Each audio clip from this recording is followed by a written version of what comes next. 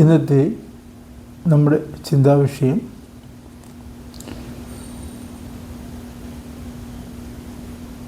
മത്തായി എഴുതിയ സുവിശേഷം 24-ാം അധ്യായത്തിൻ്റെ 45 മുതൽ 51 വരെയുള്ള വാക്യങ്ങളാണ്.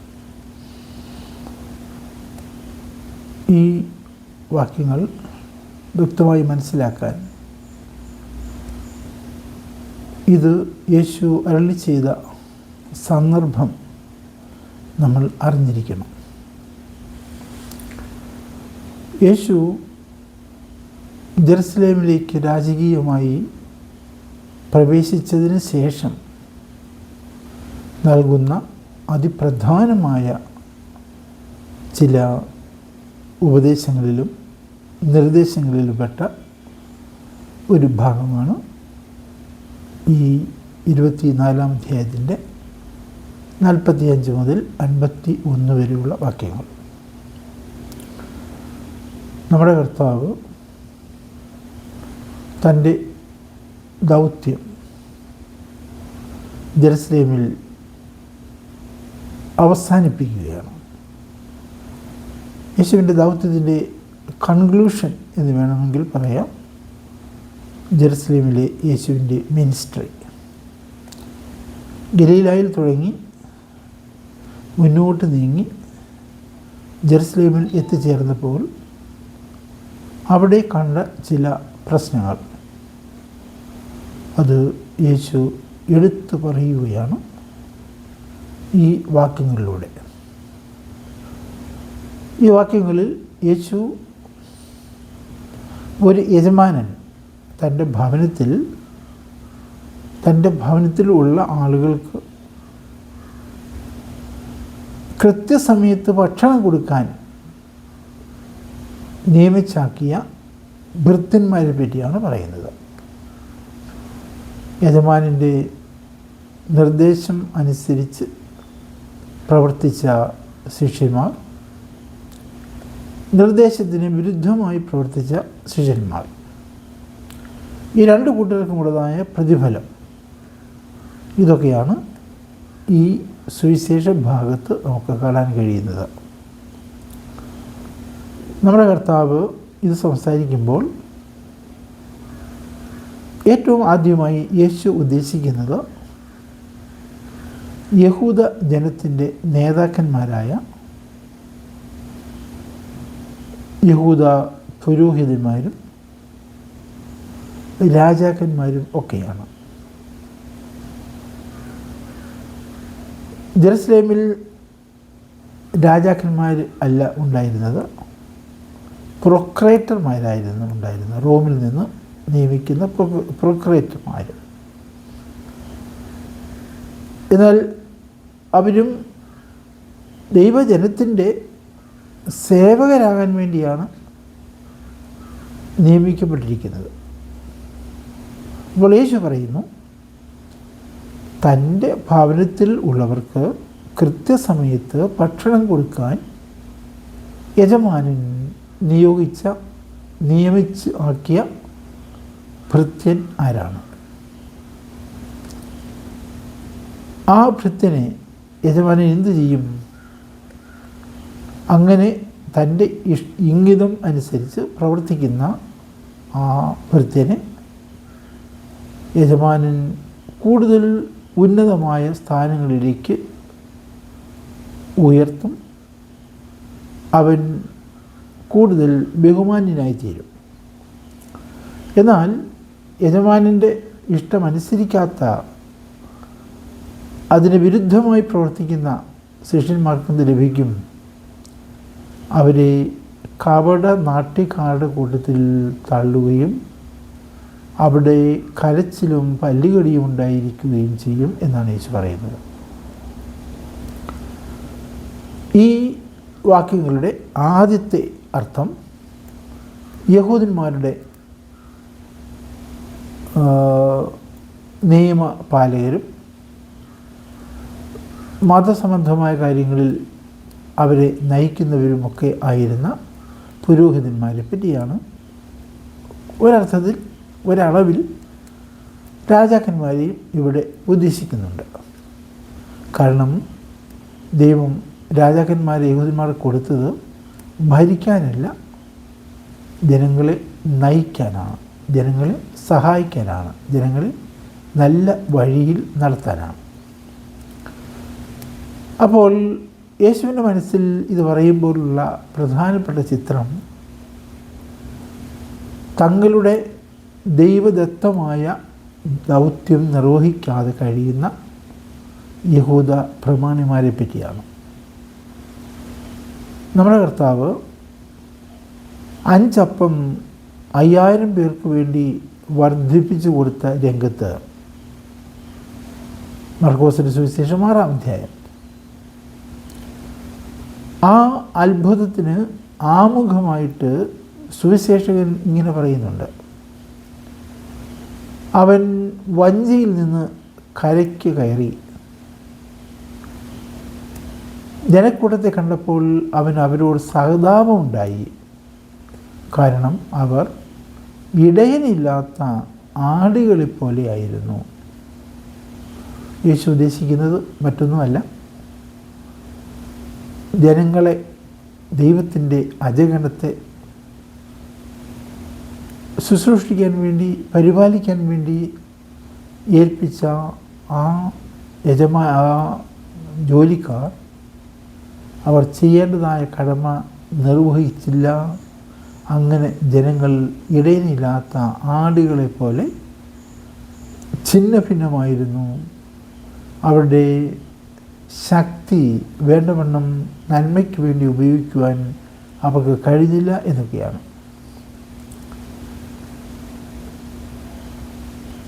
ഈ വാക്യങ്ങൾക്ക് തിരുസഭയുടെ തലത്തിലും ഒരു അർത്ഥമുണ്ട്. യേശുവിൻ്റെ സഭ യേശുവിൻ്റെ അജഗണമാണ്, യേശുവിൻ്റെ ഭവനമാണ്, ദൈവത്തിൻ്റെ ഭവനമാണ്. തിരുസഭ ദൈവത്തിൻ്റെ ഭവനമാണ്. തിരുസഭയിലെ അംഗങ്ങൾ ദൈവത്തിൻ്റെ ഭവനത്തിലെ ആളുകളാണ്. ഈ ആളുകളെ നയിക്കാനും വളർത്താനും ലക്ഷ്യത്തിൽ കൊണ്ട് എത്തിക്കാനുമാണ് സഭയിലെ അജപാലകരുടെ ജോലി. യേശു സംസാരിക്കുമ്പോൾ ഉപയോഗിക്കുന്ന ഒരു പ്രയോഗം അത് വളരെ ശ്രദ്ധേയമാണ്.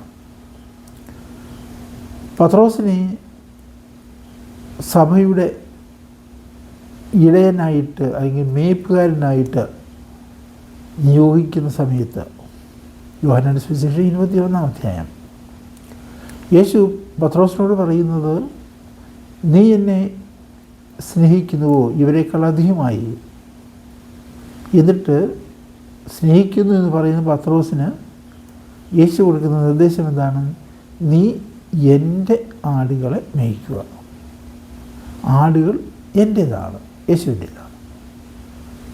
എന്നാൽ മേയ്ക്കുക എന്ന ആ ജോലി പത്രോസിനെ ഏൽപ്പിക്കുന്നു എന്ന് മാത്രം. അതായത് ദൈവജനത്തിൻ്റെ ഉടമസ്ഥത ദൈവത്തിന് മാത്രമുള്ളതാണ്, യേശുവിന് മാത്രമുള്ളതാണ്.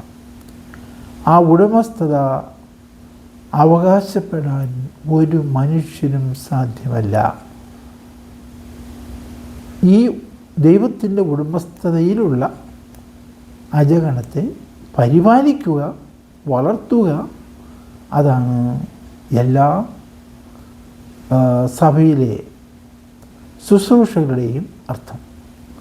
എല്ലാ ശുശ്രൂഷകരും ജോലിക്കാരാണ്. എല്ലാ ശുശ്രൂഷകരും തങ്ങളുടേത് അല്ലാത്ത ആടുകളെ യേശുവിൻ്റെ നാമത്തിൽ, യേശുവിനോടുള്ള സ്നേഹത്തിൻ്റെ വെളിച്ചത്തിൽ ശുശ്രൂഷിക്കുകയും സംരക്ഷിക്കുകയും വളർത്തുകയും ചെയ്യാൻ വിളിക്കപ്പെട്ടവരാണ്. ദൈവജനം മനസ്സിലാക്കേണ്ട വളരെ പ്രധാനപ്പെട്ട ഒരു ആശയമാണ് ഇത്. നമ്മൾ ദൈവത്തിൻ്റെ അജഗണമാണ്. നമ്മളുടെ ഉടമസ്ഥാവകാശം ദൈവത്തിന് മാത്രം ഉള്ളതാണ്. മനുഷ്യർക്കാർക്കും ദൈവം അത് തീരെഴുതി കൊടുത്തിട്ടില്ല.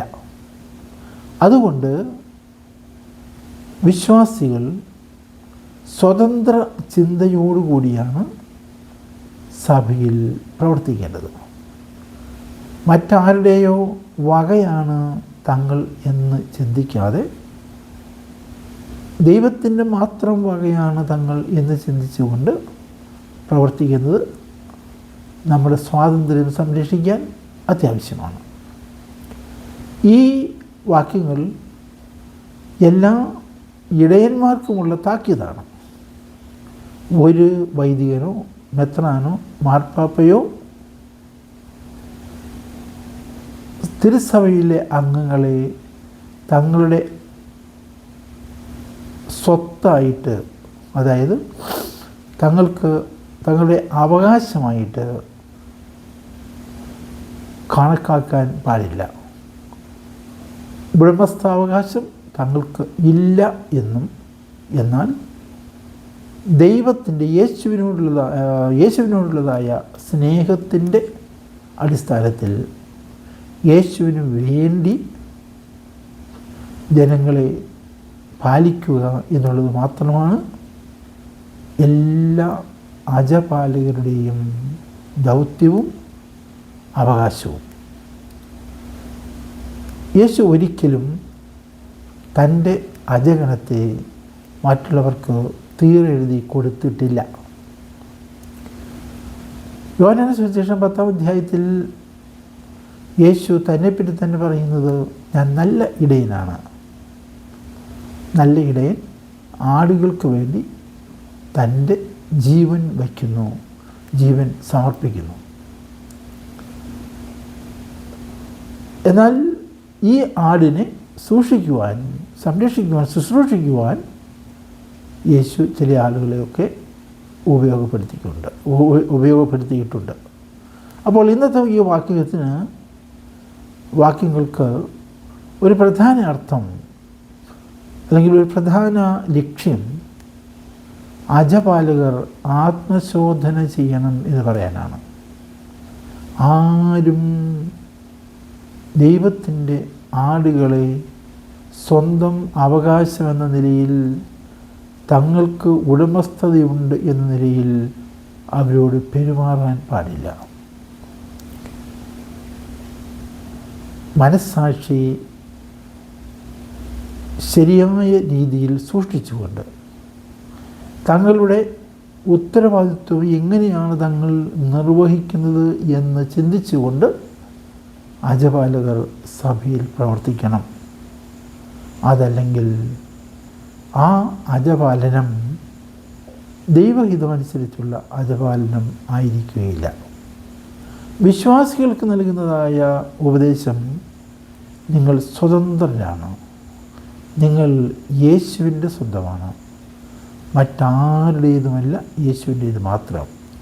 ഇത് നിങ്ങളുടെ അഭിമാനമായിട്ട് നിങ്ങൾ സ്വീകരിക്കണം. തങ്ങൾ യേശുവിന് സ്വന്തമായിരിക്കുന്നു, യേശുവിൻ്റെ ഉടമസ്ഥതയിലാണ് തങ്ങൾ എന്ന ചിന്ത വിശ്വാസിയെ അഭിമാനമുള്ളവനാക്കണം. അതുപോലെ കൂടുതൽ സമർപ്പണ ബുദ്ധിയോടുകൂടി ദൈവത്തിൻ്റെ കാര്യങ്ങൾക്ക് വേണ്ടി തങ്ങളെ തന്നെ സമർപ്പിക്കുവാൻ അവർ തയ്യാറാവുകയും ചെയ്യണം.